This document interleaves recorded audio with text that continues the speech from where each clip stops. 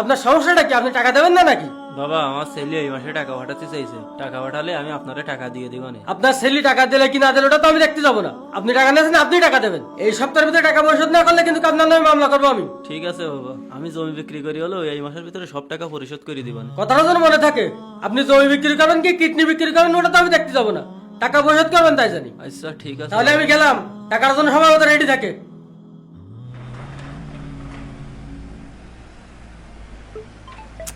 আবার কিরা ফোন দিলে কাজের মধ্যে কাইটি দিচ্ছে, তার মধ্যে আবার ফোন দিচ্ছে।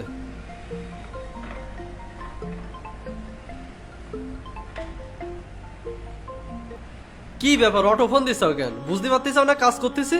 এখন কাজে আছি, তার মধ্যে বারবার ফোন দিচ্ছাও। কি কবা তাড়াতাড়ি কও। বাজান তুই ভালো আছিস? হ্যাঁ ভালো আছি। বাজান সমিতি এসে খুব ঝামেলা করতেছে, এমনকি মামলাও করতে চাইছে। তুই যদি কিছু টাকা পাঠাতিস তা খুব ভালো হইতো। আচ্ছা তোমরা বাংলাদেশে থেকে ফোন দিলেই শুধু টাকা চাও? এটা কি আমি টাকার মেশিন নিয়ে বসে রয়েছি নাকি? কিস্তিওয়ালা মামলা করতে চাইছে। এখন টাকা পয়সা দিতে পারবো না, এখন কাজে আছি, এখন কথা বলার সময় নেই। কথা শেষ করার আগে ফোনটা কাটি দিলে।